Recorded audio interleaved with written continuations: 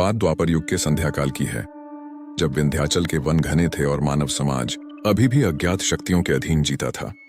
देवदत्त नामक एक युवा ब्राह्मण, जो प्राचीन वेदों का ज्ञान बटोरने की यात्रा पर था, उस क्षेत्र में भटक गया जहां नदियों का संगीत अचानक थम जाता था। एक दिन घने जंगल में देवदत्त ने एक ऐसी बस्ती देखी जो समय से अप्रभावित लग रही थी। वह कोई खंडहर नहीं था।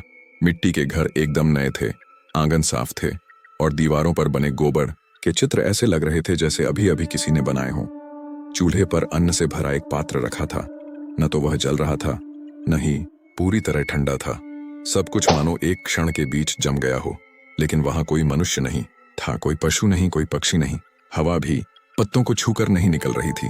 भय और जिज्ञासा से भरकर देवदत्त गांव के केंद्र में पहुंचा। वहां एक प्राचीन वटवृक्ष खड़ा था और उसके नीचे एक विशाल काला शिलालेख, ब्लैक इंस्क्रिप्शन था। शिलालेख पर कोई मंत्र या श्लोक नहीं, बल्कि केवल एक प्रतीक उकेरा हुआ था। एक सर्प जो अपनी ही पूंछ को निगल रहा था, उरोबोरोस, जिसे कालचक्र का प्राचीनतम रूप माना जाता था। जैसे ही देवदत्त ने अपने हाथ से उस सर्प प्रतीक को छुआ, उसे पूरे जंगल में एक अस्पष्ट गूंजता हुआ घोष सुनाई दिया।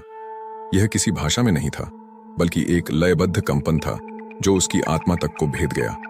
यह घोष फुसफुसाहट से शुरू होकर गहन नाद में बदलता और उसके कान में एक ही बात दोहराई जाती थी, त्रुटि शेष, काल स्थिर, एक पल का अंश शेष है, समय रुका हुआ है। देवदत्त समझ गया, यह गांव किसी अभिशाप या किसी शक्तिशाली माइक इल्यूजरी बंधन के कारण समय की धारा से बाहर निकलकर अपने अंतिम त्रुटि सबसे छोटे क्षण में सदैव के लिए स्थिर हो गया था। जो भी यहां कदम रखेगा वह भी उस शाश्वत ठहराव का हिस्सा बन जाएगा। बिना पीछे मुड़े, बिना सांस लिए देवदत्त वहां से भागा।